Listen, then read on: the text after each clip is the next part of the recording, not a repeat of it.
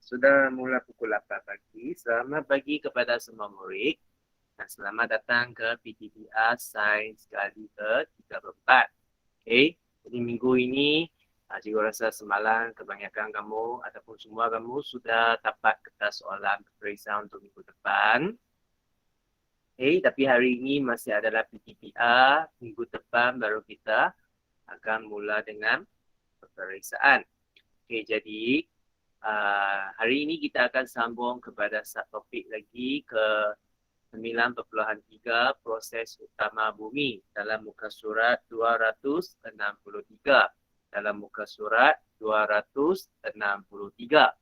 Okay, jadi apa yang kita akan belajar tentang proses utama bumi hari ini? Kalau kita lihat dekat sini, kita akan berkomunikasi mengenai proses estrogen dan endogen. Estrogen dan endogen. Okay, so apa itu estrogen dan apa itu endogen? Dan macam mana kita membezakan dia dan macam mana dia berlaku bagi bumi. Okay, apakah proses bumi yang menyebabkan perubahan pada permukaan bumi? Bagaimanakah perubahan bumi itu terbentuk? Sebenarnya, permukaan bumi terbentuk melalui dua proses. Satu adalah proses eksogen, satu adalah proses endogen. Kita lihat kepada proses yang pertama ini. Proses eksogen. Apa itu proses eksogen? Proses eksogen itu adalah proses yang berlaku di permukaan bumi. Ini adalah satu istilah yang sangat penting. Dia berlaku di permukaan bumi. Apa contohnya? Ada lulu hawa, hakisan, susutan jising, susutan darat, anggutan, dan pengenapan. Kita lihat satu persatu. Okay? Ini contoh dia lah. Kita lihat yang satu ini. Hakisan. Okay? Merupakan proses penghausan yang dialami oleh permukaan bumi akibat tindakan ejen-ejen yang bergerak seperti air, angin, dan ombak. Ini adalah contoh ombak lah. Setiap hari dia pukul kepada dia. Setiap hari obat pukul kepada dia. Jadi, lama-kelamaan ada tempat yang dihakis lah. Di akhirnya bentuknya dia macam ni adalah sebab hakisan. Ini adalah sebab hakisan obat. Juga pun ada hakisan yang air, hakisan angin, juga ada. Okay? Biasanya kalau hakisan angin ni dia biasanya kebanyakan orang akan terus kaitkan dia dengan air. Kenapa? Kerana hujan, tiup angin. Ini memang adalah perkara yang dua proses hakisan yang datang macam serentak lah. Lepas tu lulu hawa. Apa itu lulu hawa? Iaitu merupakan satu proses pemecahan dan penguraian atau penrebutan batuan akibat perubahan suhu, air hujan dan tindakan frost dan mikroorganisma. Kenapa katakan suhu? Misal katanya apabila sejuk dia mengecut, apabila dia panas dia mengemban, mengecut, mengemban, mengecut, mengemban. Macam kita kalau kita tiup belum kan, kalau dia asyik mengecut dan mengemban, mengecut dan mengemban, akhirnya dia akan jatuh, dia akan pecah. Jadi ini juga adalah salah satu contoh yang kita boleh nampak lah.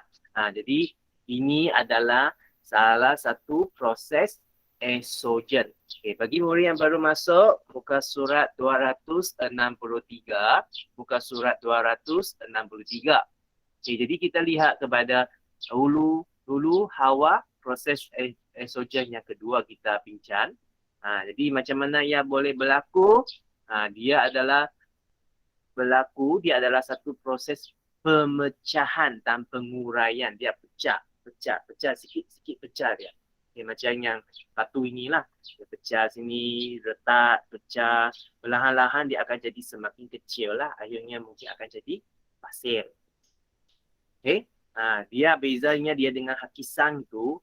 Hakisan tu adalah daripada benda itu macam air, macam angin, macam ombak dia pukul. Dia ambil sikit demi sikit. Tapi lulu hawa ini dia berlaku pada dia. Ada sesuatu macam tindakan frost, dia semua ini akan berlaku. Mikroorganisma yang hidup dalam tu juga akan menguraikan. Jadi dia adalah beza, ada beza hulu hawa dengan hakisan walaupun nampaknya hampir sama. Okay? Lepas tu kita lihat lagi susutan jisim dan susutan darat. Okay, melibatkan pergerakan tanah dari atas ceruk ke bahagian bawah akibat daya tarikan graviti. Misalnya tanah runtuh. Tanah runtuh juga akan mengubah permukaan bumi. Ini memang selalu berlaku lah. Kenapa? Kerana pembalakan yang tidak terkawal. Okay.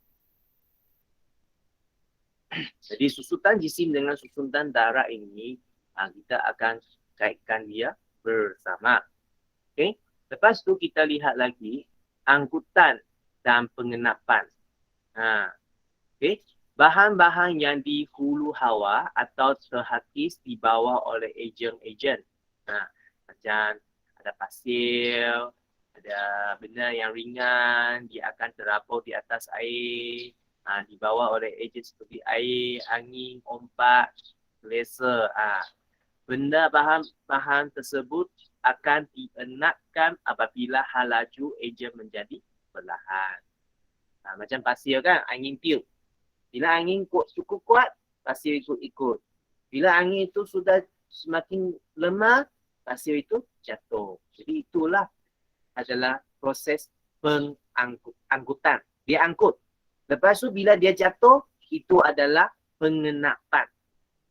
Jadi dua-dua nama contoh proses estrogen ini dia hubungkan secara terus. Dia hubungkan secara terus. Okay? Jadi ini adalah kita katakan tentang proses estrogen. Kita lihat lagi proses yang seterusnya. Proses endogen. So apa itu proses endogen? Proses endogen adalah proses yang berpunca daripada bahagian dalam bumi. Dia dalam. Tadi estrogen itu di luar, di permukaan bumi. Tapi endogen itu dia dalam bumi. Okay? Membentuk dan berubah permukaan bumi. Dalam itu yang menyebabkan pembentukan dan perubahan permukaan bumi. Contohnya adalah proses olahan mantle, aktiviti magma dan proses pergerakan gerak bumi, iaitu plak tektonik. Okay? Kita lihat yang pertama. Proses olahan mantle. Dalam sini dia adalah mantle dan dia suhu dia besar, suhu dia tinggi. Dalam bahagian mantle dan teras bumi menghasilkan arus olahan di lapisan enstonosfera. Berlaku dalam sini. Arus-arus ini berupaya menggerakkan kerak bumi. Gerak bumi akan digerakkan dia. Tapi bukan gerak yang kamu nampak macam inilah. Dia hari sikit-sikit. Satu hari dia sikit. Berapa sikit dia? Mungkin dia bergerak sampai 1 tahun hanya 1 milimeter. Tapi jangan pandang ringan tentang 1 milimeter ini. Kerana bila selepas beberapa ratus tahun, berapa ribu tahun, berapa juta tahun, mungkin kita Sarawak sini, kita sudah sampai Semenanjung sudah. Anda tahu. Okay? Tapi mungkin selama kita hidup, kita tak perasan lah. Tapi kalau kita lihat dari dulu hingga sekarang, memang sudah banyak berubah. Okay. Dalam akhir topik ini, kita akan belajar juga. Okay? Lepas tu, yang kedua, proses pergerakan kerak bumi, iaitu plak tektonik. Plak tektonik. Menurutkan teori plak tektonik, kerak bumi dibahagikan kepada beberapa keping plak. Plak-plak ini sentiasa bergerak menyebabkan proses pertempuran dan pencapahan yang menghasilkan berbagai bentuk bumi serta hanyutan benua. Misal katanya ada orang kata sebenarnya Borneo ini dia adalah daripada benua Asia, tapi dia akhirnya kerana proses pergerakan kerak tinggi, dia adalah apa? Kalau ikut sini, dia adalah pencapahan. Dia pisah. Jadi, pisah dia akan menghasilkan hanyutan benua yang baru. Dan apakah akan berlaku kalau pertempuran? Kalau pertempuran berlaku, biasanya dia akan menghasilkan dataran tinggi, tanah tinggi lah, ataupun bukit lah yang seperti kita katakan. Jadi bila dia tekan, dia akan menjadi bukit. Tapi biasanya proses ini bukan satu proses yang baik untuk kita. Kenapa? Kerana dia akan menyebabkan gempa bumi. Okay? Benda ini bukan sahaja akan berlaku di dataran dekat bumi, dia juga berlaku di dasar laut juga. Dia juga berlaku di dasar laut. So that's why kenapa apabila dia berlaku di dasar laut, dia akan menyebabkan tsunami. Okay, jadi ini adalah perkara yang kita belajar dalam bahagian ini. Okay, lepas tu kita lihat lagi yang terakhir, aktiviti magma. Okay, magma. Gunung berapi ialah satu lohon daripada kerak bumi yang membolehkan magma yang cair dan panas keluar melaluinya dan membentuk letusan yang kuat. Bahan-bahan letusan tersebut akan tertimbun di sekeliling cerung lohon dan membentuk kon gunung berapi. Jadi mula-mula dia kecil lah. Bila dia mengalir lava mengalir di sekelilingnya keras, dia akan semakin tinggi akhirnya. Macam Gunung Kinabalu, boleh katakan dia adalah salah satu gunung berapi. Yang kita mungkin boleh katanya dia sedang tidur, sudah lama tidur, ataupun mungkin kita boleh katanya dia adalah satu gunung berapi yang sudah mati. Okay? Yang mati ini bukan bermaksudnya dia hidup sebelum ni, tidak. Mati ini bermaksudnya dia tidak akan ada letupan gunung berapi lagi. Okay? Jadi itu adalah 3 tentang proses endogen. Okay? Ini adalah 3 tentang proses endogen. Okay? Jadi untuk dalam buku test kita sampai sini saja hari ini. Okay, jadi sekarang cikgu nak kamu keluarkan buku kerja. Okay, keluarkan buku kerja. Muka surat 137. Muka surat 137. Kita akan bincangkan latihan ini.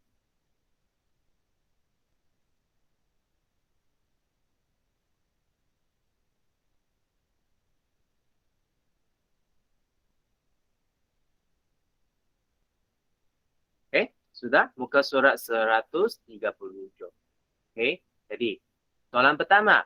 Berdasarkan pernyataan yang diberi, nyatakan proses eksogen atau proses endogen.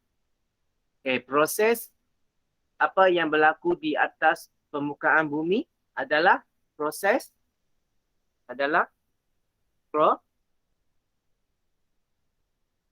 proses eksogen. Adalah proses eksogen.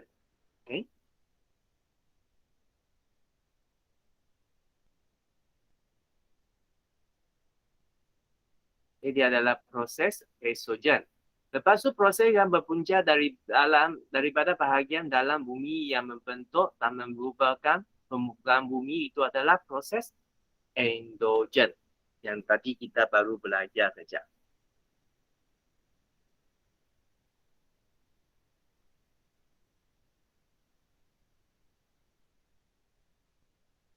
Proses endogen.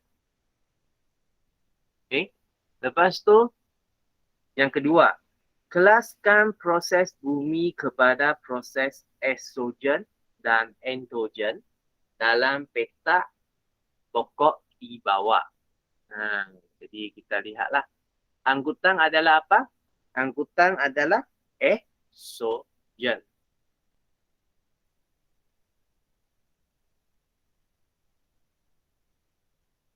Angkutan adalah eksogen. Lepas tu hakisan juga adalah eksogen. Lulu hawa eksogen juga.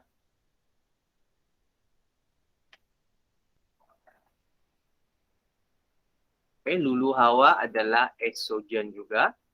Bagi murid yang baru masuk, sila buka kepada muka surat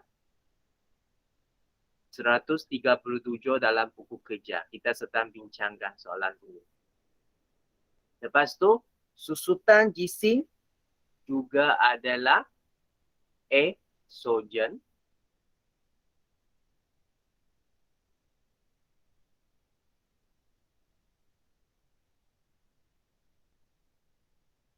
Susutan. Lepas tu, aktiviti magma. Aktiviti magma ini adalah proses endogen.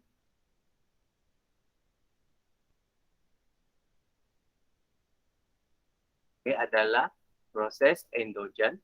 Pengenapan adalah proses eksogen.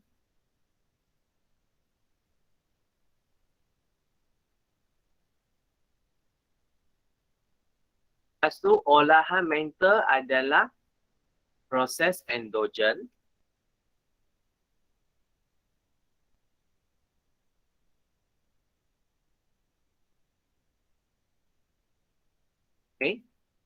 Usutan darat adalah proses eksogen.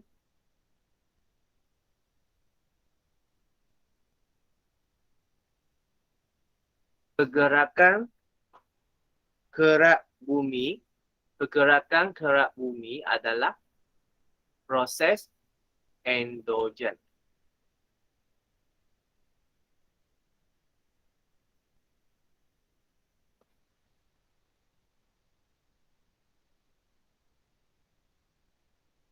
Dinama juga sebagai tektonik plak. Dinama juga sebagai tektonik plak. Lepas tu, ada masalah? Kalau tak ada masalah, kita sambung. Jadi yang nombor 3 ini adalah kita kenal start. Terima kasih Christian. Yang ketiga ini kita kenal pasti proses bumi.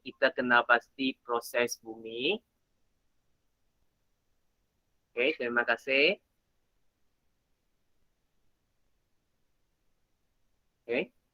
Pratika, terima kasih ya. Jadi kita lihat soalan yang ketiga. Kenal pasti proses bumi, tulis jenis proses sama ada eksogen, EK, ataupun entogen, EN, dalam petak yang diberikan. Okay. Lepas tu, apa lagi? Dia kenal pasti. Okay, jadi ini adalah apa? Ini adalah estrogen. Okay. Dan apa proses ini? Ini adalah proses dulu hawa. Ini adalah proses dulu hawa. Ini juga adalah proses estrogen. Okay. Ini adalah proses apa? Contoh proses apa? Ini adalah hakisan. Ini adalah hakisan. Dia hakis. Jadi itulah kamu nampak alo-alo dia. Sebenarnya itu adalah hakisan. Penghausan di permukaan bumi akibat tindakan ejen-ejen seperti angin, air, ombak. Ini adalah istilahnya. Okay. Lepas tu kita lihat yang C ini, pengenapan bahan yang telah dilulu hawa atau terhakis diangkut oleh angin atau air pada dasar tasik atau laut.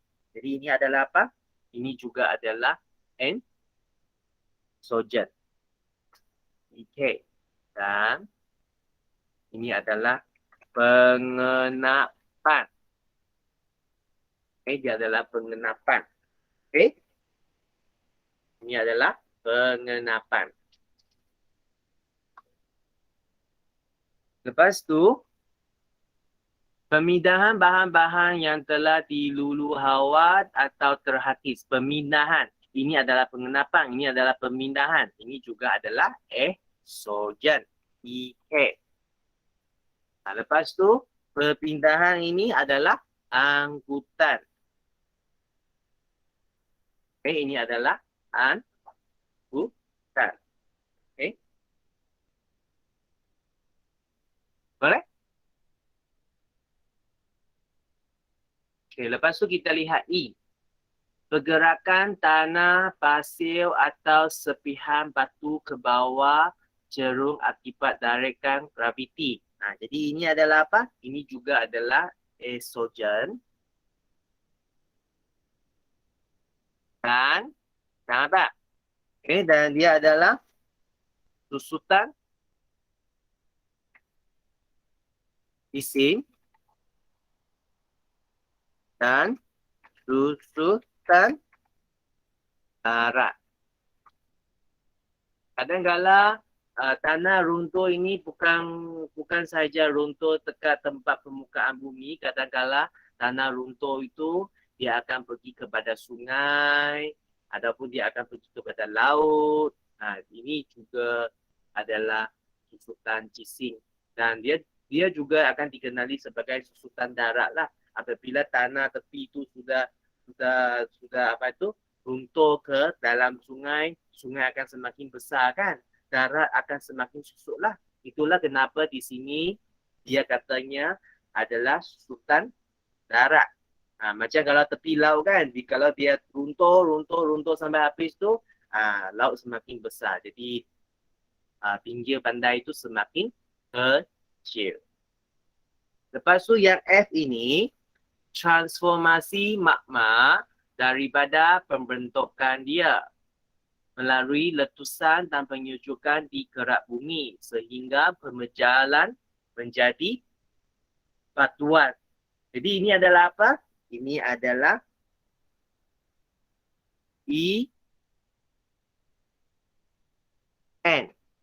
endogen. Okay? Kenapa? Kerana magma ini adalah tatan daripada dalam bumi. Daripada dalam bumi, endogen. Daripada luar bumi punya itu baru adalah exogen. Exogen, exo luar, endo dalam. Okay? Jadi ini adalah aktiviti magma. Aktiviti magma. Okay? Ini proses ni bukan berlaku satu hari ya. dia berlaku beratus-ratus, beribu-ribu, berjuta-juta tahun baru dia akan terbentuk satu yang besar. Jadi mungkin kamu akan tanya, adakah Gunung Everest itu adalah hasil daripada aktiviti magma? Bukan. Yang Gunung Everest itu adalah hasil daripada pergerakan keratan bumi. Jadi semua gunung ni tak semestinya semua adalah hasil daripada aktiviti magma. Biasanya gunung yang disebabkan oleh aktiviti magma ini, dia dalam dunia ini dia bukan yang tertinggi. Gunung yang tertinggi adalah hasil daripada gerakan bumi. Okay, lepas tu kita lihat lagi G. Teori yang mengatakan bahawa kerak luar bumi dibahagi kepada beberapa plat yang longsor ke atas mantle disebabkan arus dalam mantle. Hanyutan benua berlaku, semua benua berasal daripada satu benua besar. Macam mereka, macam Australia semua itu sebenarnya dia ada satu benua yang besar. Oleh kerana hanyutan ni berlaku, that's why dia berpisah. Okay, jadi ini adalah exogen. Bukan endogen. Endogen, sorry. En saja. Tak perlu endo. Okay. Jadi ini adalah apa? Ini adalah pergerakan gerak bumi, iaitu tectonic plate. Okay.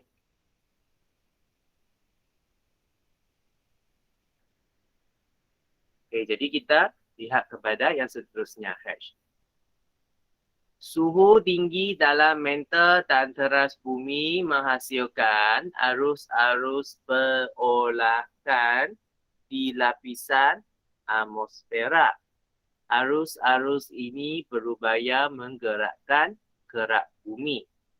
Arus-arus ni, jadi ini adalah panggil apa? Ini adalah N juga. N, loh, dan. Tapi di sini dia tak katanya adalah apa kan sebenarnya. Ini adalah seperti yang kamu telah belajar dalam buku test. Di sini dia tak bagi. Cikgu nak kamu tulis dekat sini ya. Cikgu nak kamu tulis dekat sini. Dia adalah proses. Dia adalah proses olakan mantle. Okay, dia adalah proses olakan mantle kerana dia tersediakan luarna. Kamu tulis ini. Proses olakan mantle. Okay. Jadi, kita hari ini sampai sini sahaja. Ada apa-apa soalan nak tanya? Okay. Okay, tiada. Okay, thank you. Tiada. Okay, jadi ingat minggu depan adalah peperiksaan formatik. Jadi kamu cuba jawab kertas soalan yang telah diambil semalam dengan mengikut jadual yang ditetapkan lah. Lepas kamu jawab, letak balik ke dalam paperasi itu, hantar ke sekolah ikut yang sudah ditetapkan, masa yang sudah ditetapkan oleh guru kelas kamu. Okay. Jadi kalau ada apa-apa masalah, terutamanya dalam kertas saiz nanti, kamu boleh DM cikgu lah, boleh tanya. Tapi bukan tanya soalan cikgu bagi jawapan, itu tidak. Ya, Matika, apa masalah? Okay. Kalau ada soalan boleh tanya. Tapi dalam peperiksaan itu, cikgu harap kamu cuba sedaya upaya. Okay. Dan cuba ikut jadual lah yang telah ditetapkan, yang telah diberi oleh guru kelas anda. Okay. Jadi dalam hujung minggu ini sila ulang kaji dan menduduki exam sendiri pada minggu hadapan. Jadi kalau tidak ada masalah, kita sampai dalam bila masa ujian kita tidak ada Google Meet. Bila masa ujian kita tidak ada Google Meet. Jadi mungkin bila masa bermula ujian itu cikgu akan umumkan dalam Telegram dan WhatsApp. Grup Telegram dengan grup WhatsApp. Cikgu akan ingatkan sekarang mula kertas sains dan kita nak tamat. Jadi cikgu akan buat macam itulah. Dan sepanjang masa peperiksaan kita tidak akan ada. Jadi kalau tak salah lah minggu depan kita tidak ada. Kalau ada apa-apa perubahan, cikgu akan beritahu dalam grup Telegram dengan grup WhatsApp.